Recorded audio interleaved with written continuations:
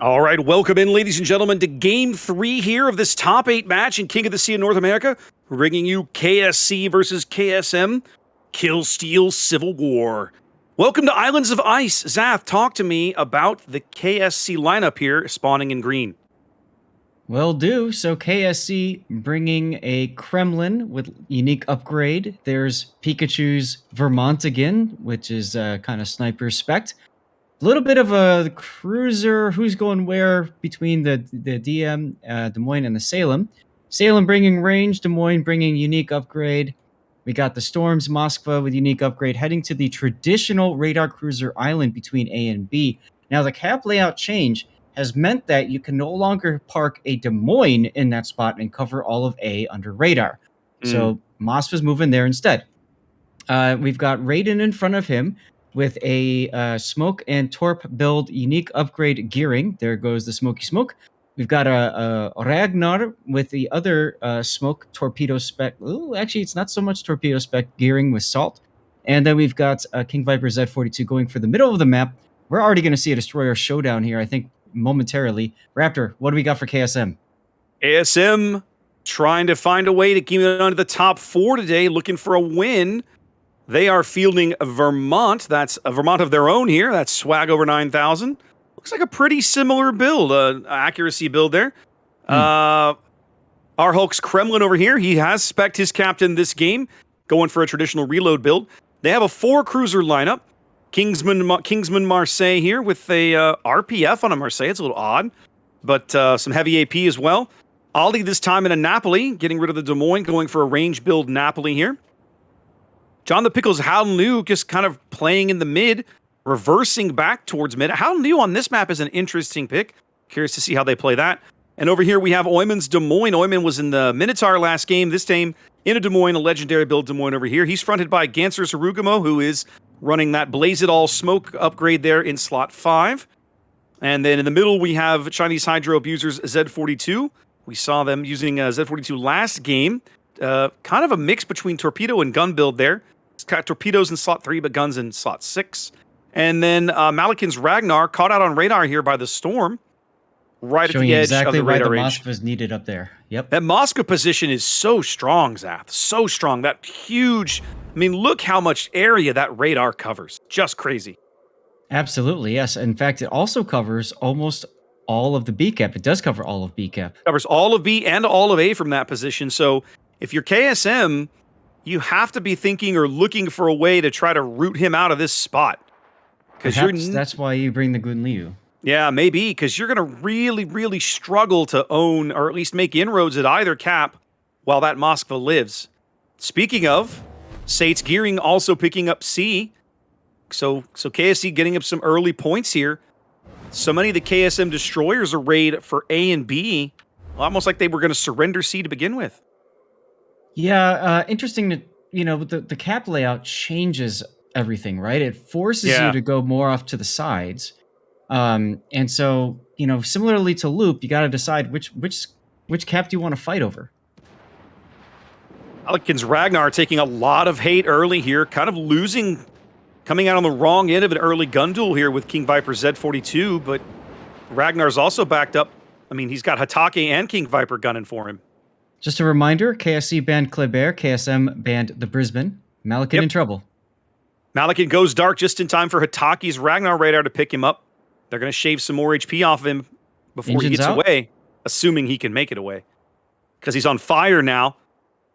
Even and outside his engines are out. Yep. Even outside the radar bubble, he's still lit. King Viper Z42 shells coming in now, trying to do some talking. KSC smelling blood in the water, realizing they can pick up an early kill, and they do. First blood going to KSC.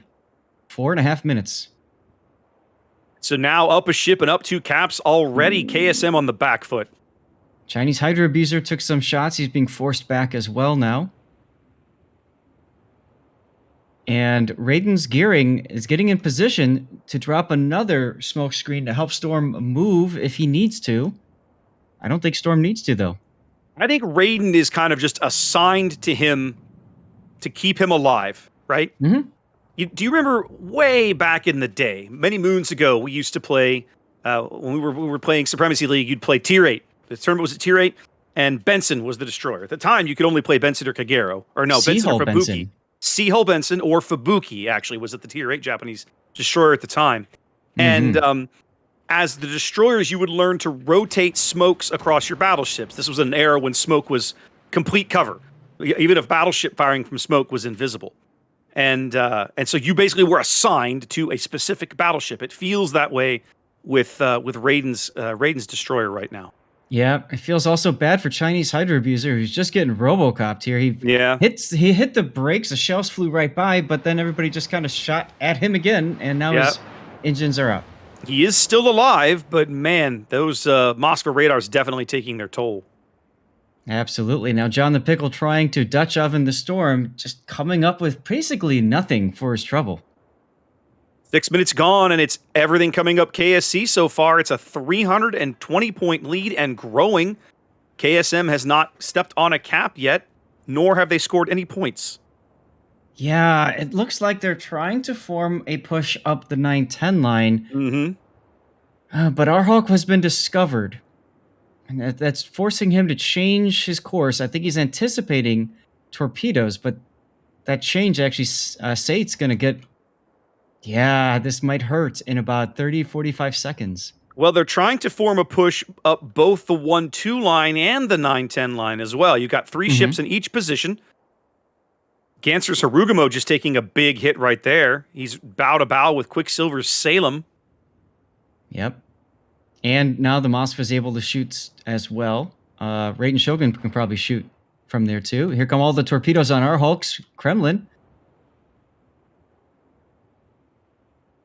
Oh, wow. How many of those did he take, Saf? Like 6?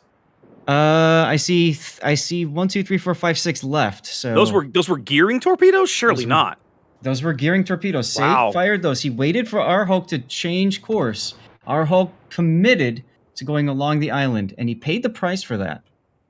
Ganser's Harugamo goes down way over on the 1 line. Able to focus him out between the Salem and Storm's Moskva. The enemy is about to win. Now this push up the 9-10 line seems to have just stopped, Saf.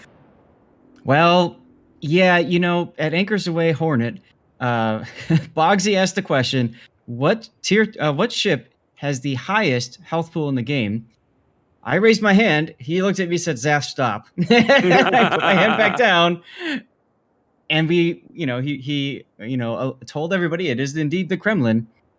I'll tell you, that hit point advantage just evaporated with those gearing torpedoes.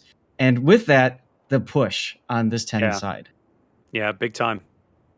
Now they've rotated Chinese Hydro Abuser all the way over here to the 2 line. I think they're trying to, since the Harugamo's down and they've acknowledged they're not going to be able to break into B, they're trying to bring him over here. I feel like they're just trying to go. I mean, Pickle. Look at Swag's Vermont. Yeah. There goes our Hulk. This game is pretty much over.